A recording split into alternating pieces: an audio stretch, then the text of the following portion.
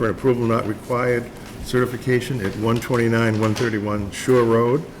After that, we'll have a presentation of the housing production plan. The planning board will take a vote to approve the housing production plan. Then we'll have the town planners update, old and new business, and adjournment. Has everyone had an opportunity to review the minutes of May 11th? Yes, is this being recorded? Oh, yes, and the meeting is being recorded. Very good. Okay, yes, so if we have a motion to approve as submitted? So moved. Second. Any discussion? All in favor? Very good. Okay, Jean, you want to go with the A&R? Yes. So you have a plan before you for 129 and 131 Shore Road. And you'll see the small jog and the dotted line that says line to be removed. And it's 567 square feet, and it's marked not a separate building lot. And what happened here is when Mr. Gerard was having some work done at his home, they found encroachments onto the neighbor's property. So although the lots are non-conforming, they're not impacting the frontage in any way with this plan, and both neighbors are in agreement with this transfer. So this will actually have all the improvements on Mr. Gerard's own property. So since the plan is properly noted, it's not impacting frontage, I would recommend that the board endorse the plan submitted. Okay, very good. Are there any questions on the plan?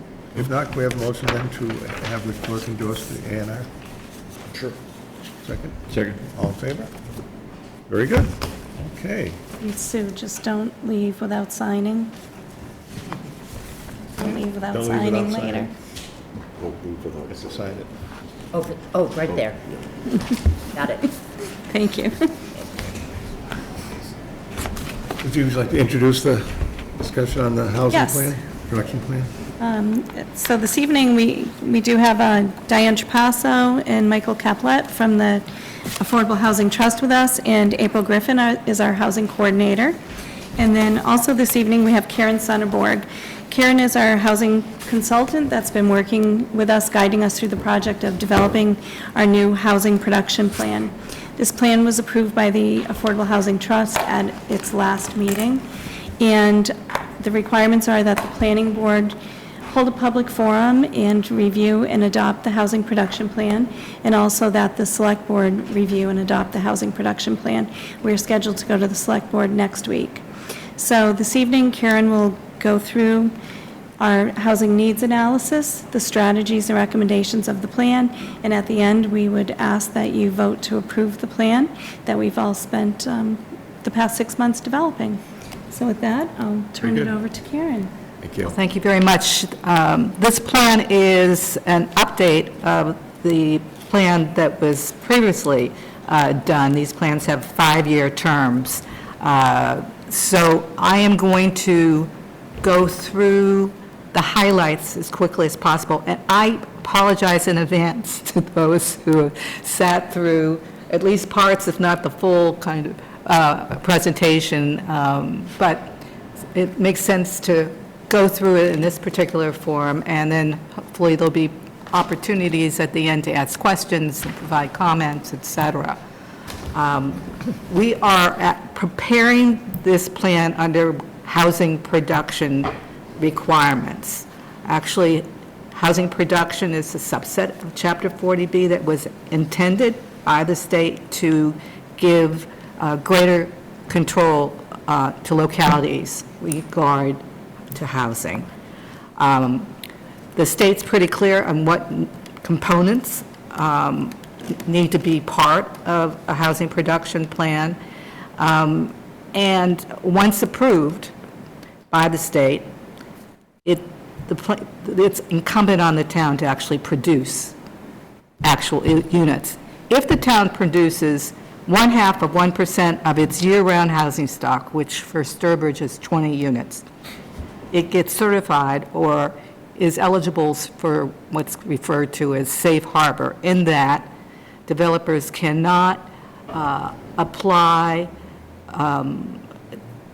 they can apply, but the ZBA can deny comprehensive permit applications that it deems inappropriate or that they don't believe actually address local needs, without the developer's ability to appeal that decision. If the developer if the town has actually can document 1% of its year-round housing stock being produced and submits that to the state, it can get a 2-year safe harbor. So beyond, good purpose for good planning to have a plan and roadmap in place, there are benefits with respect to Chapter 40B applications that could potentially override local zoning. Next, this is just kind of affordable housing 101 slide. Basically, HUD's definition that's embraced in part by the state is if you're spending more than 30% of your income on housing costs, whether it be for rental or for home ownership, you're living in housing that's not affordable. That's the threshold. The definition that we typically refer to is the one under Chapter 40B, which means that if a unit does not meet a number of specific requirements, it won't be eligible for inclusion on the subsidized housing inventory, the SHI, towards meeting that 10% affordability goal under Chapter 40B, or meeting the annual housing production goals, as we talked about, 20 units per year in the case of Sturbridge.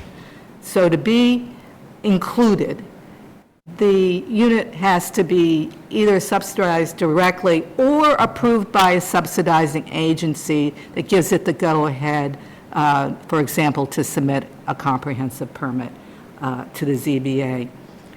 It has to be deed restricted, and we're talking about in perpetuity unless there is a real reason for a shorter term.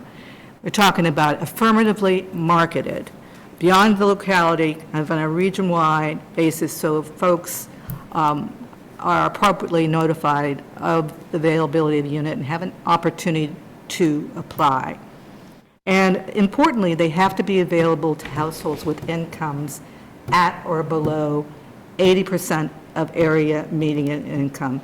And these limits are adjusted annually by specific area and adjusted by household size. And in fact, HUD just updated the limits recently. We had been working with the figure for a household of 3. I'll just give you an example. The limit is $89,850. It went up to $94,850, so up a fair amount. And the units have to be permanent. So the status of SHI for Sturbridge is, of the 4,020 year-round units counted per the 2020 decennial census, 220 units, or 5.47%, are currently included in this SHI. So Sturbridge is more than halfway towards getting to that 10% goal. So this planning process involved another very important components to get information to inform the contents, not just the housing needs, but also the strategies to address those needs. Example is that we really paid attention to previous planning efforts, including the master plan, the previous housing and production plan, and the Housing Trust had a strategic plan done for them too. So those were important components to inform this HPP.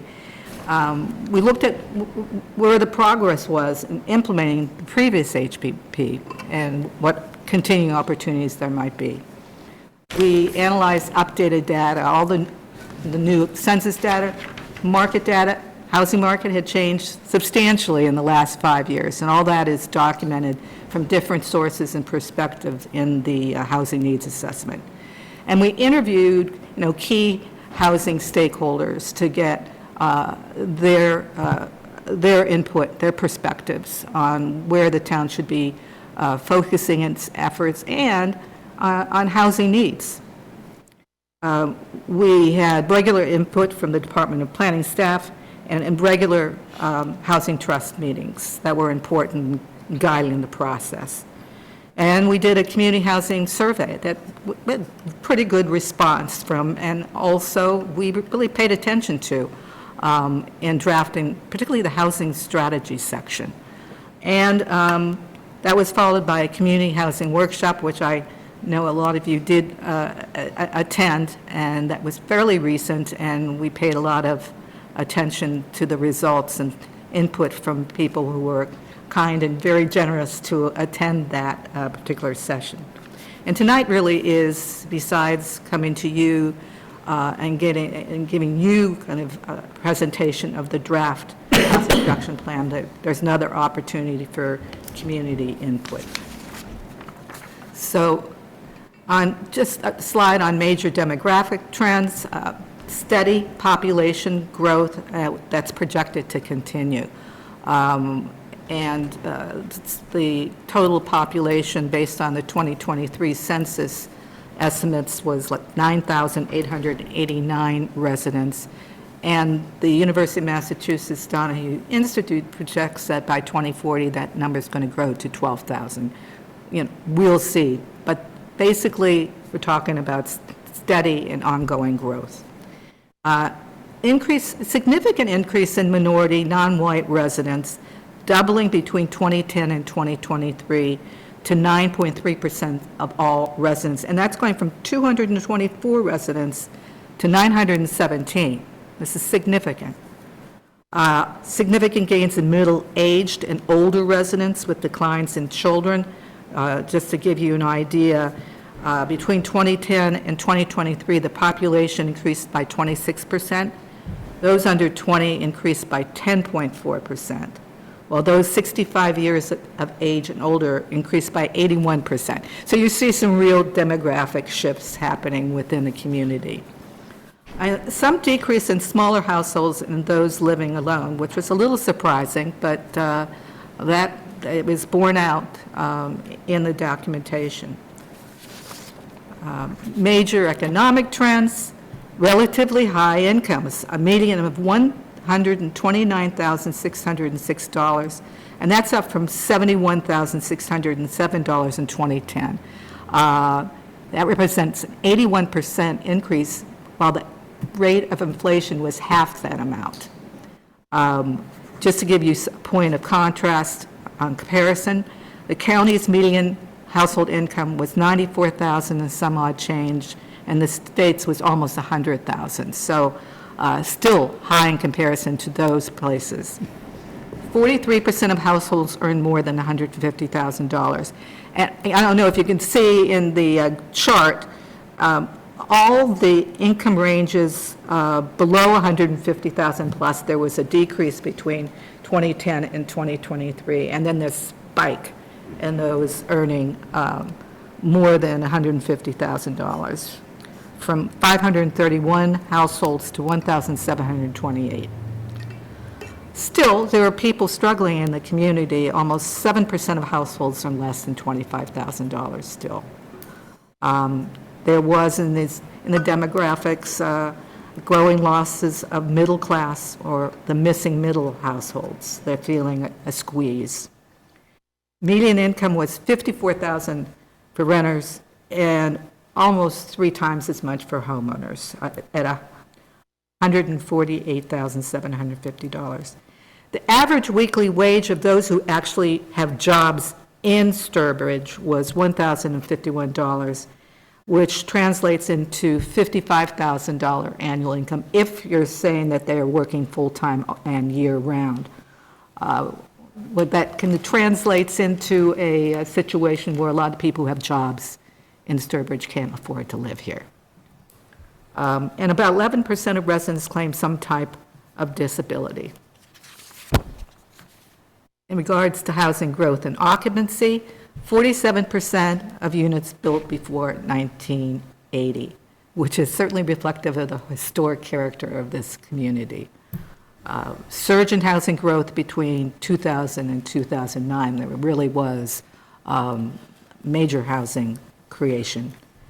30% increase in housing units between 2010 and 2023, with a gain of 1,088 owner units and a loss of 123 rentals.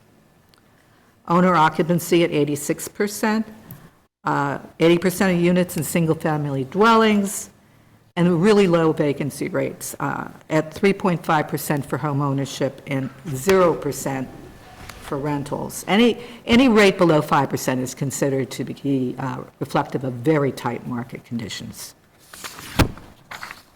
In regards to housing costs, the median single-family house price was $540,000 as the end of 2025. This is based on actual sales that occurred in 2025.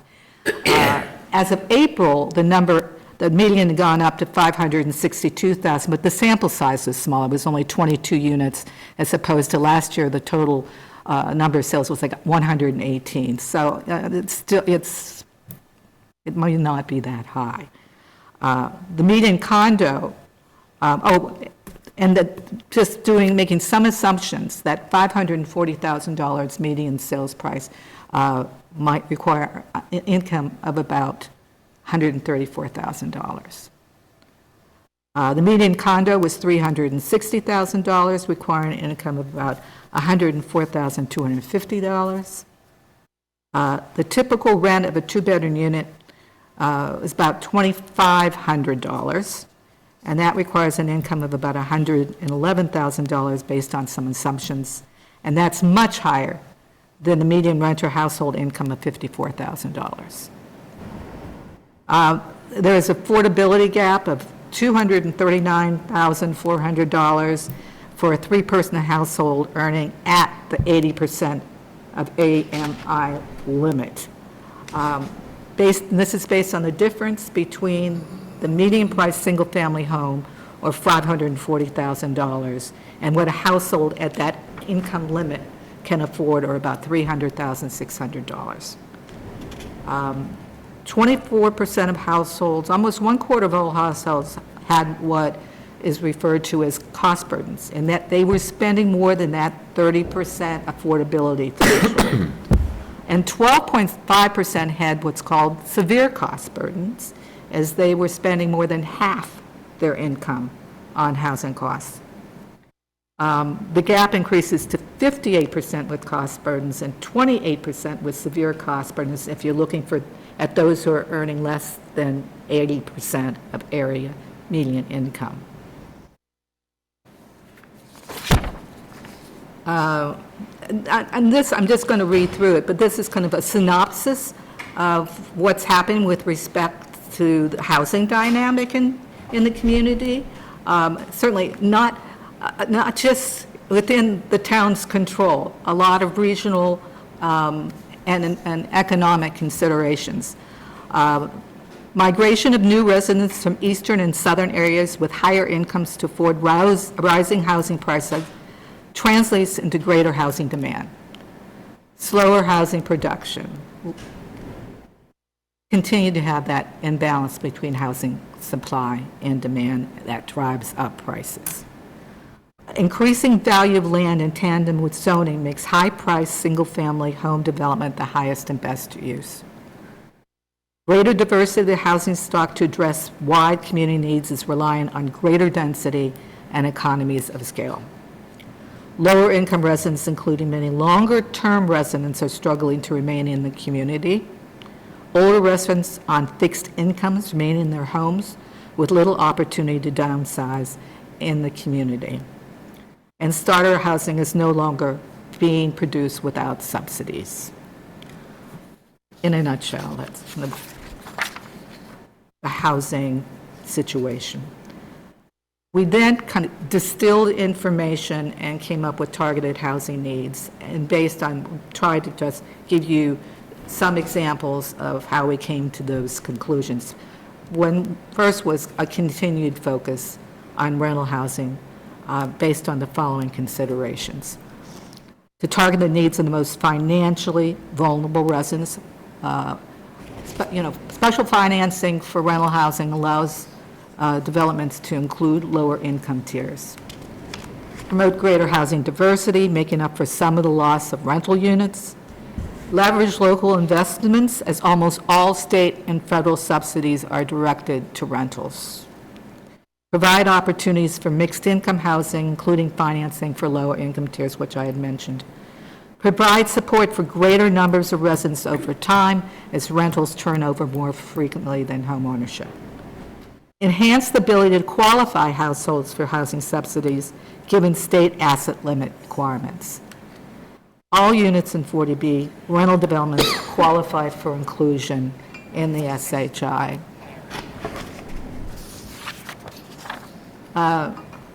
The plan does recognize the need for some homeownership opportunities as well, to provide starter housing for families who are shut out of the current housing market, potential units for those with incomes in the 80% and 100% AMI range who are eligible for CPA funding and still priced out of the current housing market. Offer more affordable housing alternatives to empty nesters who want to downsize, and in turn, open their larger homes up to families. Lend greater stability to neighborhoods as owners are perceived, at least, as more rooted with less turnover. Enable children who are raised in the community to return and raise their own families in Sturbridge. Provide a preferred housing option for municipal employees and other local workers. Offer some limited buildup of equity. Only 10% of SHI units included home ownership.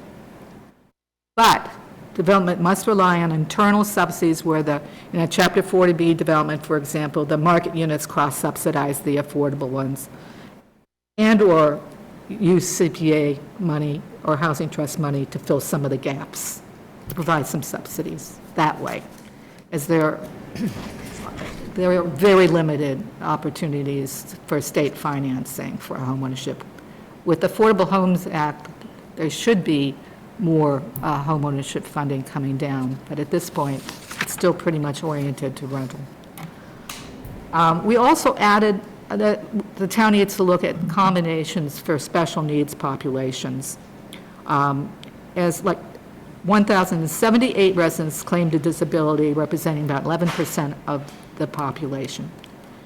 There's a limited inventory of barrier-free units, a growing senior population, and we expect that the percentage of those with disabilities to increase over time as the baby boomers work their way increase over time.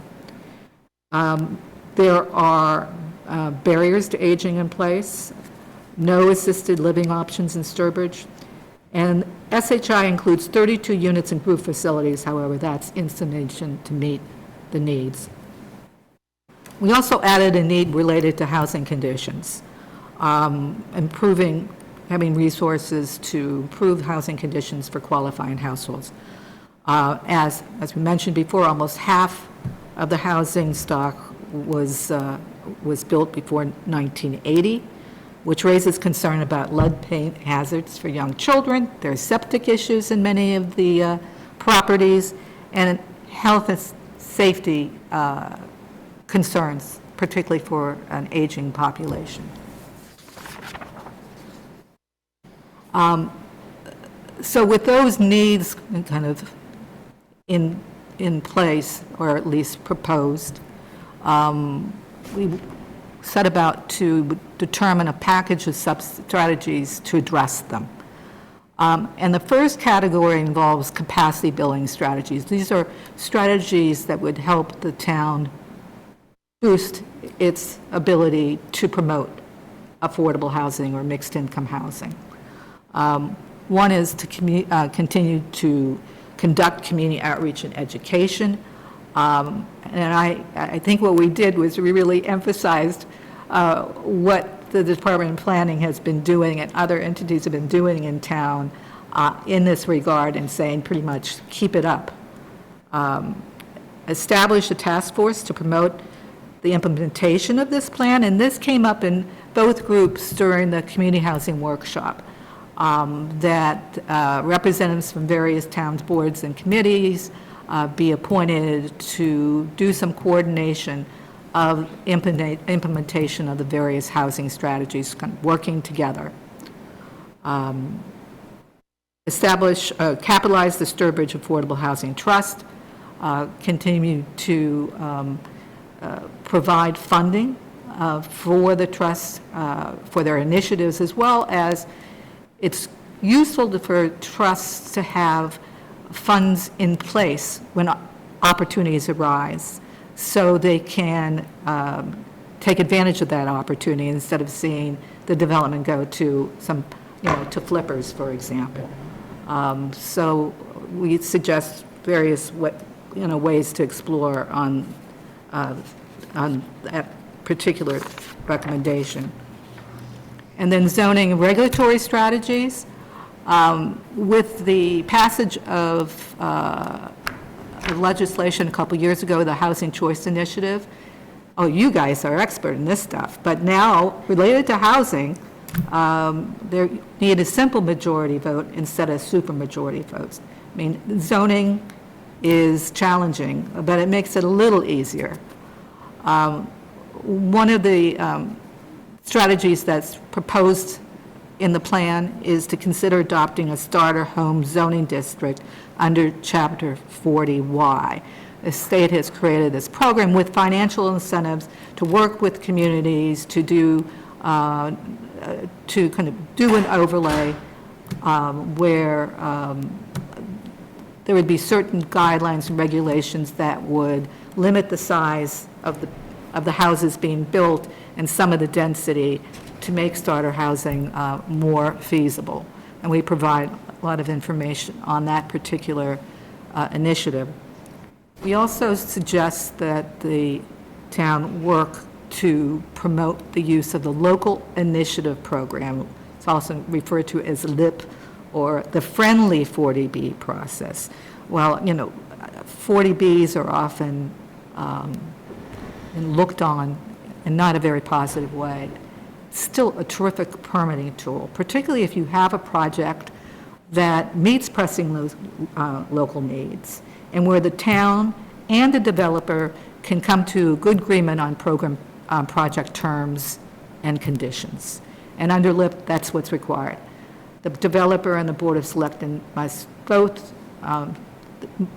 agree to the kind of project terms and apply jointly to the state in order to get the site eligibility approval to submit a comprehensive permit to the Zoning Board of Appeals. I'll talk a little bit about a particular housing trust program that's meant to really try to stimulate interest in developers in doing a LIP. Also, to explore new development incentives, we include a list of potential incentives that might be explored, such as density bonuses, tax subsidies, tax incentives, maybe some priorities under sewer connections, et cetera. Consider adopting a cottage housing bylaw, which are basically cottage or bungalow, small types of homes, typically clustered around green space, that are limited in size, and there are a lot of great examples and how these particular pocket neighborhoods or clusters are just really well designed, and they can serve the purpose of dealing with downsizing and starter housing and creating a little community. In fact, the town has a draft bylaw that we described briefly in the housing production plan, and the proposal is basically to review that, revisit it, and at some point in the next 5 years, move ahead with it. This was a particular, these were suggestions that came out of the survey in the and the workshop as well. Just kind of smaller starter housing and downsizing, looking at redevelopment and infill housing. And consider inclusionary zoning, where any project over a certain size would have a mandated percentage of units that have to be affordable and qualify for inclusion in that SHI. And clearly, the bylaw has to fit the economic conditions of the community, and we provide in the plan a number of suggestions and areas that really would involve some real focus to come up with an inclusionary bylaw that meets your particular needs and economic conditions. And then the final category of strategies is relates to development and preservation. Any work that's going to be done, it's going to be partnering with developers, and particularly developers have some expertise in affordable housing, how to get financing, understand the requirements and regulations is particularly useful. And the Housing Trust has gone through and has developed a framework for a number of special housing initiatives. The buy-down program, for example, is already operating where there is a subsidy to fill the gap for first-time homeowners between the market price and an affordable one. But we also suggested a private housing development support program where that developers who have a proposal that addresses the needs and priorities of the community can come to the Housing Trust and, based on housing guidelines, work with the trust on a particular project, hopefully, if not through existing zoning, through the local initiative program, that Friendly 40B program, with the Housing Trust providing potentially some subsidy funds to make the project feasible. And this is where developers can really kind of work in tandem with the town, where the town's providing some support through the permitting process as well as through financing. Secure financial resources for affordable housing. First of all, fund and implement Housing Trust housing initiatives. I mentioned the buy-down program. I mentioned this private support program. There's also some work on a down payment closing cost assistance program, but we put that on hold given that there are other resources that are out there for first-time home buyers. So those are important kind of initiatives that are worth continuing and tweaking as needed as time goes by. And then secure financial resources for affordable housing development and preservation, really highlighted a list of particular programs that will provide support for not just development, but on the preservation of units. Most of them offered by the state. Most of them are new or even coming on board. I mean, that the state is ready to, will in the spring, sometime soon, is supposed to release a financing program for ADUs, financing some, incentive program for ADUs. So some of this stuff is coming online, and the Affordable Homes Act is also something that we talk about that could be helpful. And make suitable public property available for affordable housing. This strategy needs to be addressed as a requirement from the state in order to approve the HPP. That's one category of strategies that has to be addressed. Not easy for towns like Sturbridge that don't have a lot of town-owned property, but there is precedent for conveying small lots, to Habitat for Humanity in the past, for example, and there are other small lots that might be come available, and the town planner has typically had an annual review of what's coming through, tax foreclosure, et cetera. And with that, as we mentioned, we need approvals from both the planning board and select board, and then we submit the plan for the state approval. The state has now taken about a month. They have technically 3 months to approve the plan, review and approve the plan, but they're turning them around much quicker. So with that, I just want to mention it's been a real privilege to work on this project, and look forward to, down the road at least, getting final approval in the state. Very good. Well, thank you very, very much. Thank you. First, any questions or comments from anyone on the planning board? I think I saw on slide 8, and I know that's kind of a nuanced thing, but 25% of the people in our community that make 80% or less of the mean income, Median, yeah, they pay more than 50% in housing costs. yeah, I thought that was worth reiterating. yeah. Yeah, severe cost burdens. You know, Let me is belabor it, I just wanted to astounding. say it again. Yeah. It's That's certainly, the- it's a yeah. good point. This was very good, thank you very much for all the information. Very good, thank you. Wally, any thoughts? I'm a ringer here because I am on the committee, the Housing Trust Committee, and I'm just sitting here.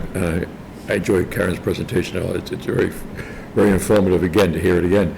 No, I'm good, and I want to also make a comment about the burden, the cost burden of housing here, and it's tremendous. And I'm thinking also, the municipal employees in town, teachers and other folks in town, they can't afford to live here. And that's dramatic, you know. It is. Sue? It has been mentioned about taxes and those things for fixed income people or whatever. What direction can the town take to pay attention to that and to move that forward rather than just discuss it? Yeah, you know, that's a good question, and some towns have actually boosted the amounts, they've made the eligibility requirements and the amount of benefit for the typical kind of state tax abatement and deferral programs. They've made it more easy for homeowners to access those funds through their own funding. So, I mean, Sudbury is a good example, Concord's a good example, the town of Hanover is working with,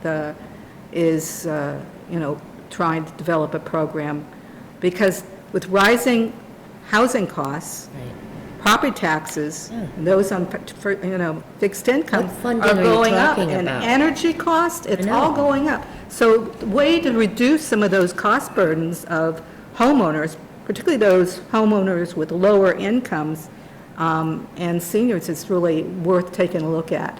So potentially, exploring those models that are happening in other areas could be useful. The benefits of these programs, deferral abatement programs, are very limited, and incomes tend to be really low. So, trying to make it a little bit easier for people to pay a little bit less of their taxes is worth looking at. So it was also mentioned about the CPA funds. And Yeah. that is Yeah, all you the could- locals paying increase in their tax to supplement that housing issue. Well, the CPA money, Makes sense. if you calculate the amount that people pay in CPA surcharge, Right. it's not a huge amount. It's the property tax is what's killing people, particularly those who, But $150 to one family might make a big difference in the Well, you can get CPA a- tax. I'm trying to remember, do you have the exemption for low and moderate income households and seniors on your CPA program? there's an exemption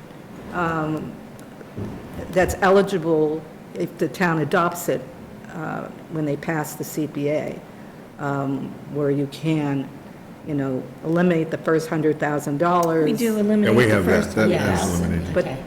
okay, and then there's also the potential of looking at incomes and seniors. Some In the towns have property used. tax as well. Never mind CPA. Right. Property tax. Taxes never go down. They only go up. Sewer and water appears rates to be that only way. go up, Yeah. So what can we as a town do to lower those costs to support our housing needs? To allow people to remain in town or come to town under, Yeah. Well, I go back to, reducing those cost burdens by reducing their housing costs. And one way to do that is to provide some greater opportunity for abatement, deferral, reduction of property taxes. And there's some models out there. I should say the town also, through the Council on Aging, operates a work-off program. they put a what? A workout program so that they fill positions where, in exchange for a reduction in property taxes, they actually provide some work hours. Right. To municipal, departments. Right. And they could use more slots. Yeah, they could, They could use more slots. yeah. And increase the amount. Well, it would be great just to even keep it as it is and increase the numbers who can That's one way to deal with participate. it. But you could also increase the amounts. Yes. Increase the hours, increase the amount. Correct. Yeah, If we're serious about looking into the issues that are paralyzing our town. right. And, but I'm just not sure how you go about doing that. Is that something you do through finance? Is it something, Yeah, you have to, work through the part of town government that's dealing with finance and whatever. In Hanover, the Housing Trust was really spearheading, working with other parts of the town government to come up with a program that made sense. They were dealing with an override, too, that was going to kill seniors, and so there was some kind of a real what town was that? Hanover and the South Shore. Okay. But there are numbers of towns on the, in Metro West that have these, programs that provide greater benefits for property tax reduction. And how do you access that information? I can send you some. I can, I can send you some information. Okay, I'm happy. I'll send it via. okay. That would be I've done terrific. some research on it, and then it's a matter of going in, that each town website has a lot of information on it. Okay, good. Contacts. That'd be a But big It's worth help. exploring. We do include references to these programs when you deal with home ownership, because there's not a lot of financing available to subsidize home ownership, and there are big gaps, affordability gaps in financing it. That's been well We pointed suggest out. alternatives Yeah. to reduce some of the burdens for homeowners. Okay, thank you. That would be helpful. Good. Thank you. So Dave, do you have any thoughts or comments? Sure. Thank you very much for this very comprehensive, you guys put hundreds of hours into it clearly, and it's revealing some of this information. I do have a core question, however, and this is more of what your insight might be.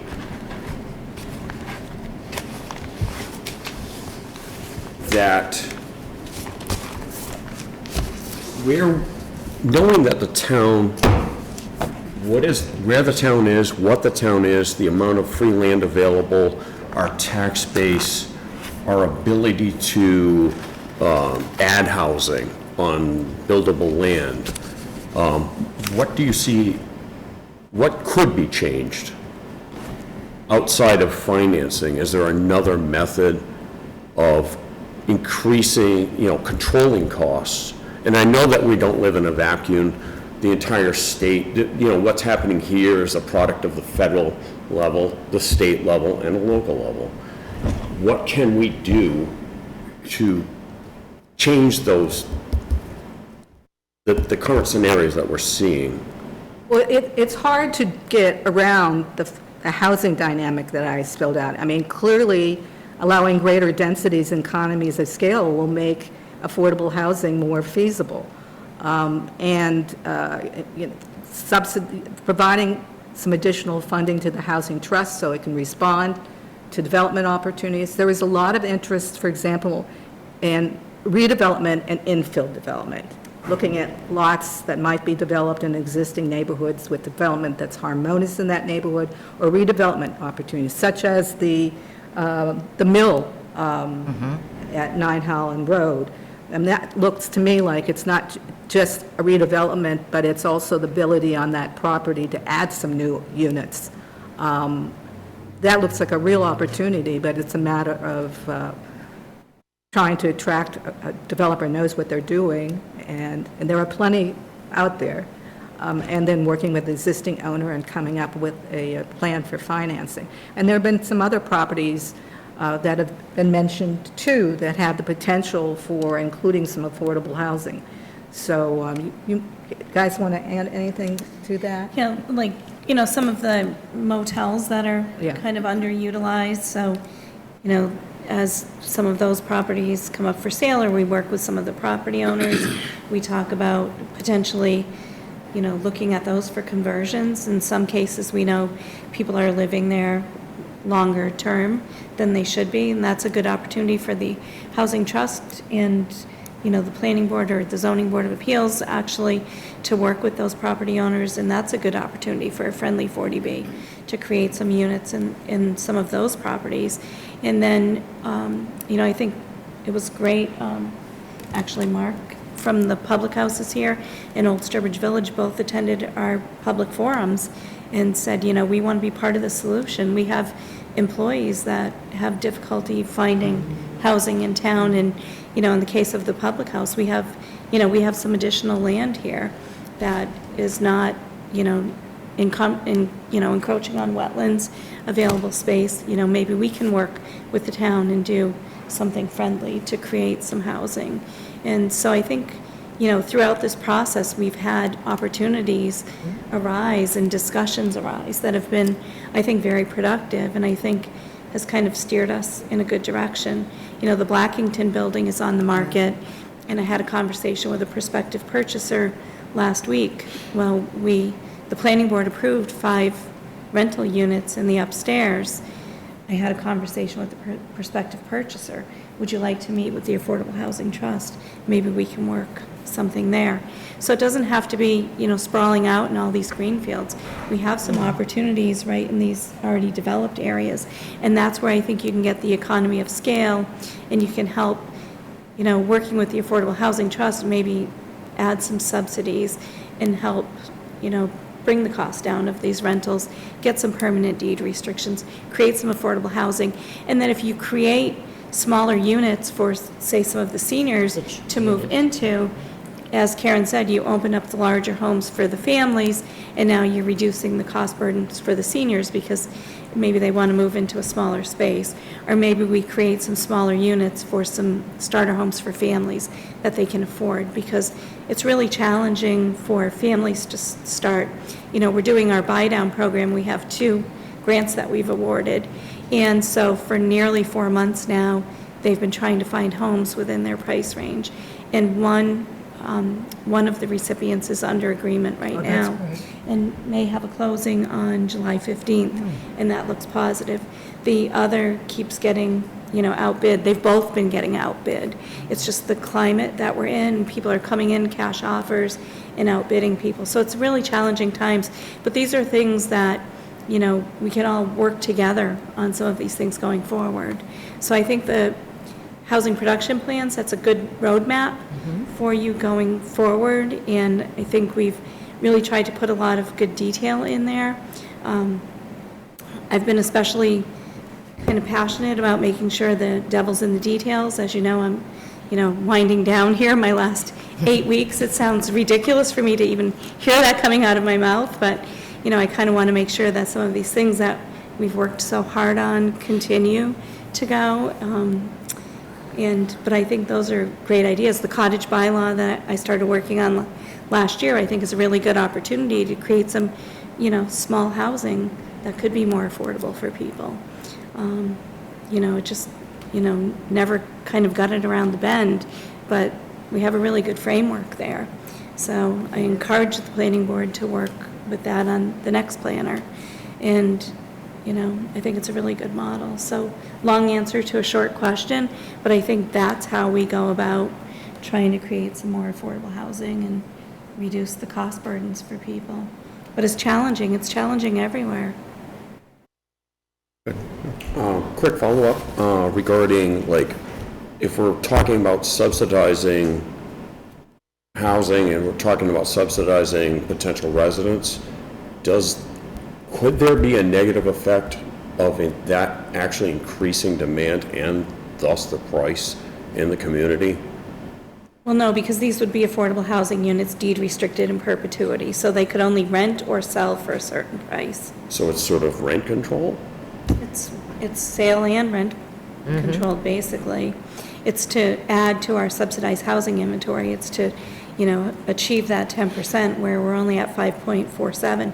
When I started here 20 years ago, we were at 6.35, but every census we go down. So we're building, a home every few years with Habitat for Humanity, but we're also adding, 100 units every census period, because say we do, between 10, 15, 20 housing units per year, so that number of permanent year-round housing units goes up, so our SHI goes down every time we have the census. So yes, so you're using the CPA funds and you're helping to subsidize some of these units in exchange for permanent deed restrictions. So you're helping people afford to stay in the community. You're helping people that are already in the community maybe move into more affordable housing.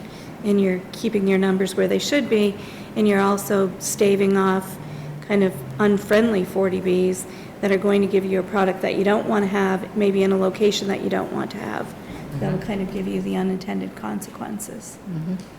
So if we do this, what if we end up in a situation where who subsidizes the gap in costs So with these proposed? Yeah, so it depends. So, the Affordable Housing Trust is funded using CPA funds. There's the possibility in the future of, fundraisers to help fund the Affordable Housing Trust. Other towns have done that. We're assuming we're going to be eligible for some grant funds in all of the affordable housing. State financing, State, too. right. There's From the a lot of state. programs to Yes. help finance. Hopefully. Yes. And sometimes to get down to the lower income tiers, you're talking about multiple sources of Yes. financing in order to make a project work. And that's where having a developer who knows how to navigate, the System. permitting process and the financing process, good to get somebody who knows what they're doing. Now, in recent years, the state's been dropping the cherry sheet amounts downward. Can we trust the state to come across consistently?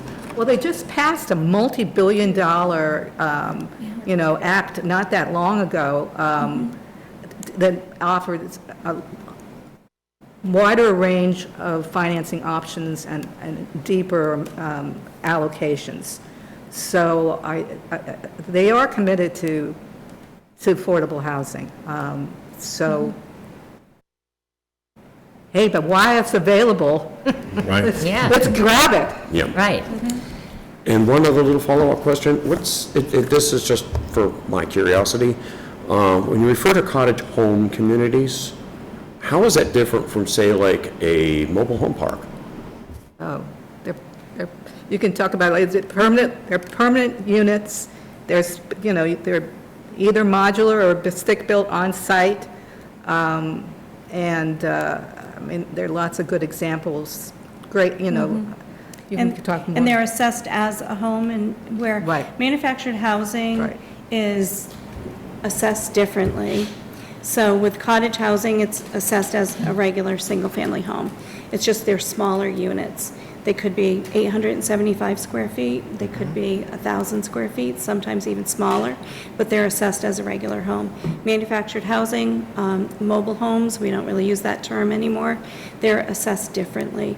They are personal property, basically, and they're not assessed as real estate, so. And they don't count as part of the subsidized housing Right. inventory. With the cottage thing, that we would still have a bylaw regarding like half an acre minimum with water and sewer, or would this be another special condition It for would lot be, size? no, so it would be its own bylaw, and you would figure out what's appropriate at that time. So it probably would not be a half acre. It would probably be, a lot of times it's one parcel and of common land, sometimes developed like a condominium development, say. Right. And it's common land, and they're all fronting, say, on a green Right. with, common parking areas and things like that. And this would require like Town of Sturbridge Services to provide water and sewer hookups? And does- Ideally, water and Like a regular sewer, if house. it's available. Ideally, there was a project that they did a cluster around a green space, and they had the leaching fields in the green green space. So they had a communal There's system. creative ways of trying to Yeah. do these things. There's some beautiful examples. Yeah, if there's suitable soils and, there's not sewer available, you can do an on-site. All right, well, thank you. I appreciate it. Thank you, yes. Yes, something else, sir? Yes, I have another question. The CPA land that we have bought for open space, is that land that we could also use to put small houses on? No, How can we change that? you can't. There's got to be a way. I love where your heart is here. We have so much land No, in this town that isn't being utilized as it was purchased for, to the taxpayers.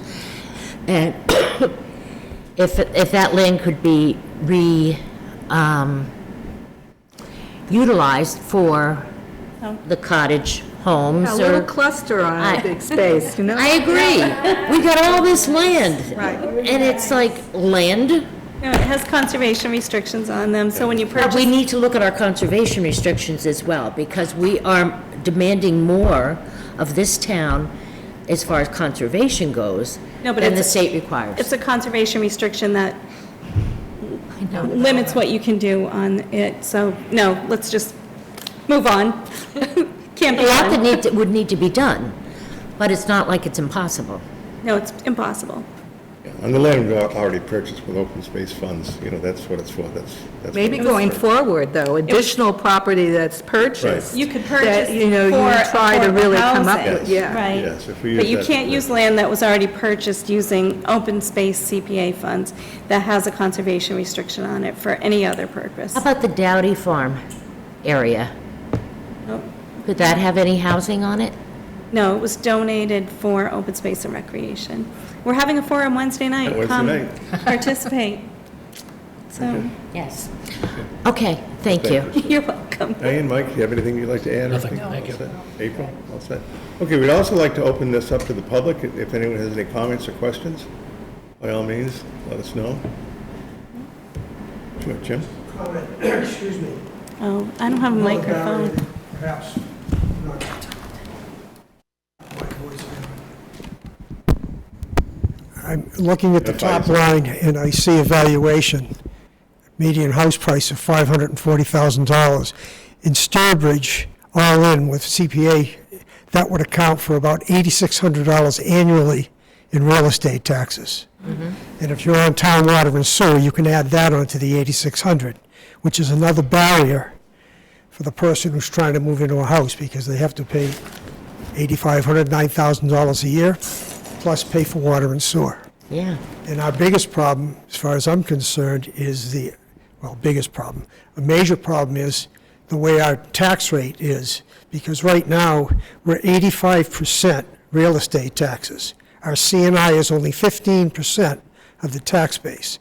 So we have very little commercial and industrial, so the homeowners are taking it on the chin year in and year out in this town, because we've chosen to be a residential town, and we have, for one reason or another, not been able to bring in commercial or industrial businesses to any extent, as some of our neighbors have, like, for instance, Charlton and Southbridge have substantial commercial and industrial. We don't, and we pay the price for that as homeowners. Thank you. Can I just say, we really have no commercial or industrial land left, so that's what's zoned. So we need to look still- at zoning, Yeah. possibly, to increase that type of If that's what property. if that's what the town would like to do, that's what you We have would to have to educate the do. town, because I really believe that majority of townspeople have no concept about how the tax rate is developed and how things are done. So it's about educating our residents and get them more active, rather than just a core of people who are constantly in there making changes for the whole of Sturbridge. So we need to just educate the general population. It's always a challenge, you're right, though. Anyone else, did you have a comment? Yes.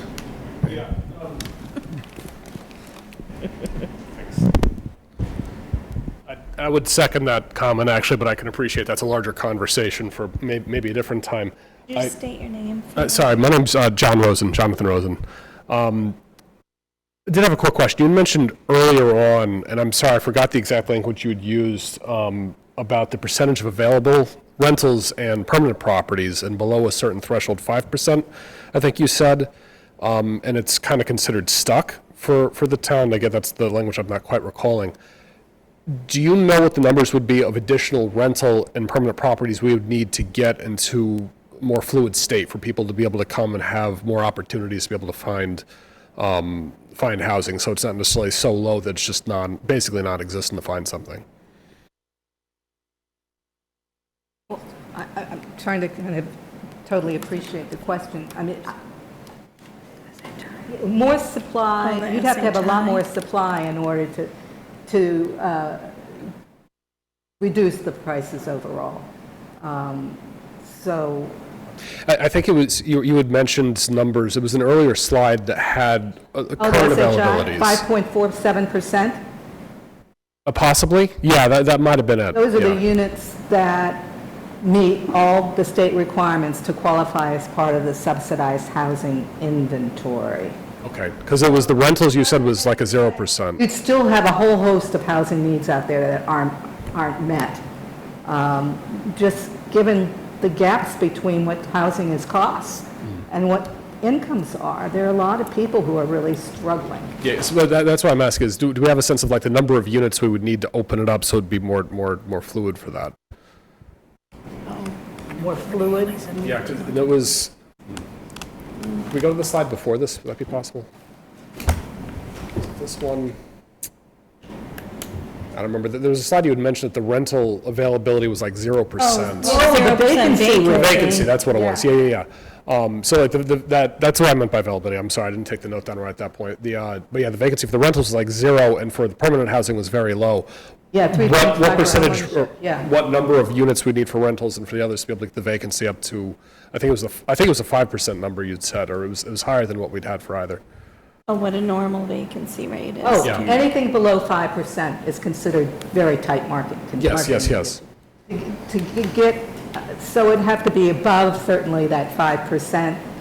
You'd have to produce a lot of units to come up with some real relief. I mean, and you're losing rentals, but to get above the 1%, I mean, the 0%, you'd have to be producing hundreds of units probably. Because that sounds like part of the challenge, though, because with Where? the population rate steadily going up, as you'd kind of shown, that's a number that's going to have to be maintained or met with at a certain level. I hear what you're saying, like that's a lot, but I'm trying to get a sense of like what that raw number actually looks like that we'd be looking to deal with. Like dozens, hundreds? Mm-hmm. Yeah. Yeah. And there are towns that, I mean, a good example, Hingham built a lot of big 40Bs. particularly along the waterfront and whatever. They built a lot of big 40Bs, a lot more units online, mostly rentals. But still, the housing costs are high. I probably didn't go up as much it would have without the rentals. But a lot of those units are market units, and they're not affordable. So there's still, only 25% of the units are usually required for affordable.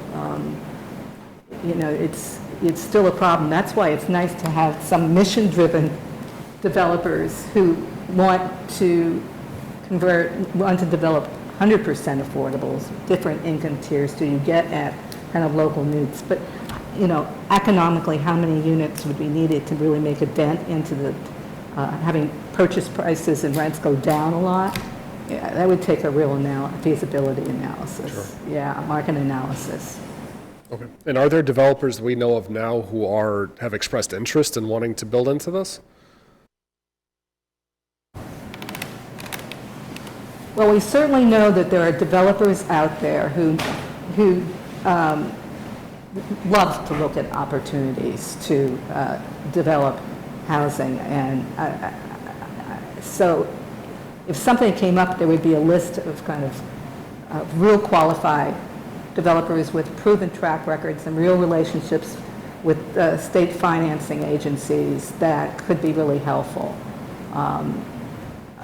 to bring in. So, yeah, I mean, it's and I guess soon that some developers has expressed an interest in doing development Yes, here. yes. So, yeah. Very good.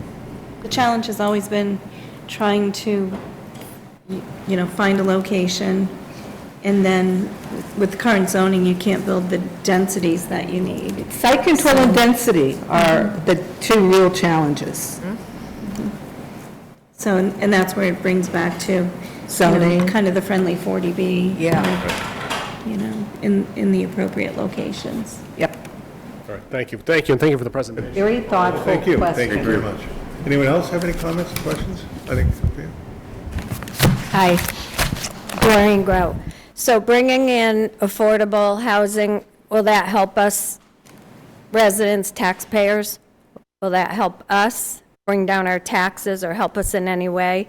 And will it increase services like in schools, teachers, police, firemen, plowing, DPW workers? Increase the need, you mean? Services when we bring in all that. Yeah, generally not. You're not talking about likely creating that many units at one time that you're going to, kind of swamp the need for local services. Generally, what creates more burden on DPWs are really the market rate subdivisions that we're creating, honestly, because you have more roads to plow, more detention basins to clean. What we're kind of trying to aim for with the affordable housing plan or the housing production plan is infill development, kind of redeveloping buildings that are already there, kind of in a blighted condition, which in a way could help the tax base because the properties would be in better condition, might be assessed higher at that rate. But nothing to the extent where you're going to create so many units that you're going to overburden the school or, overburden DPW from having to, clear hundreds of miles of road or something like that. So generally not in a community of this size. In the cities, if you're building huge developments, then that may be more of a consideration for the schools. But even when we had the 100-unit 40B that was proposed at 152 Main Street, even the analysis with the school at that time was it would not have an impact on the school system, and that was 100 units of rental. So, did that help? Very good, thank you. Good job. All right. I think next on the agenda then will be for us to approve the housing production plan. Do we have a particular motion or just?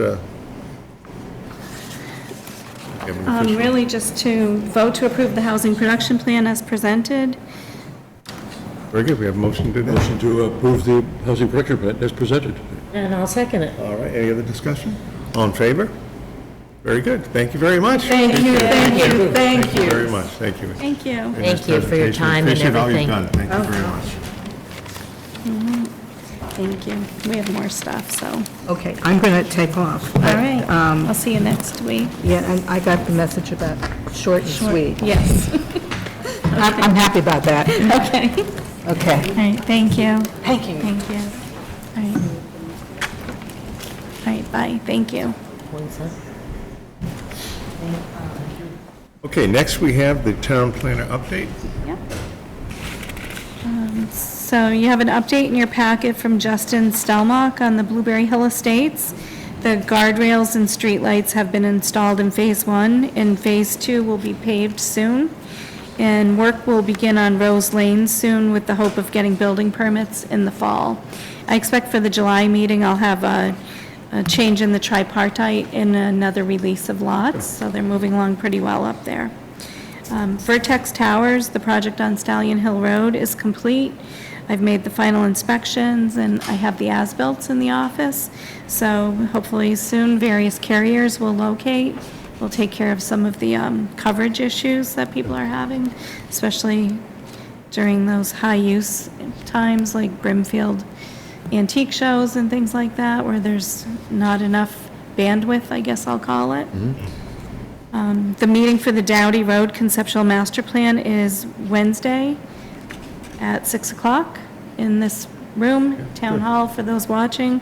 Please join us. If you haven't RSVP'd, please do. If you don't get a chance to RSVP and you still want to attend, please come. We won't turn you away. And then the Mass DOT will be holding a public hearing on Tuesday, June 16th at 6 p.m.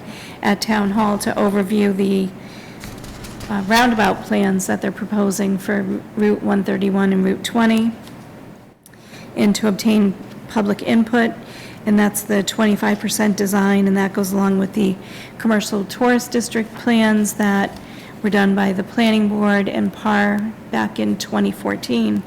It's taken this long to advance them, and that will encompass the flow of New Boston Road as well.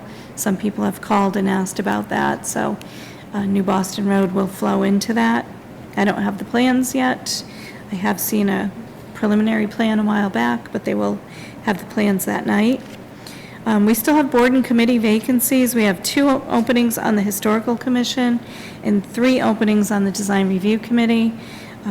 We really need volunteers, so interested residents could reach out to the Planning Department for further information, or if you're interested, please submit an email expressing interest to Robin Grimm, rgrimm@sturbridge.gov, or you can send it to me, jbuban@sturbridge.gov.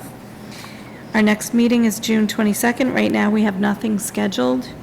And then our July meetings are July 13th and 27th. And then I have one last thing that's not on the report, but GBI Group, which is a CNC operation, moved into 660 Main Street in one of the small end units that was vacant. So, good to welcome a new business. Very good. Well, thank you very much. Thank you. Any questions on that? Next, we have old or new business. Dane, any old or new? I just had a quick question, if we could get a copy of the presentation that we saw tonight from the Yes, Housing and we'll be Trust. putting it on the website as well. Great, thank you. So if you go on Affordable Housing Trust website, we've been uploading all the materials throughout this process. Janae, we have not, Janae has been uploading everything, and He's we'll be... earning that acknowledgement shout out. Yes, we'll be uploading this presentation, but we can email it to you as well. Thank you very much. No, nothing. I'm all set. Okay, and I'm all set too. So, motion to adjourn? So moved. All in favor? Very good. Thank you all. Thank you, Jane, for all you've done on this. Thank you. Thank you, Jean. We've worked really hard on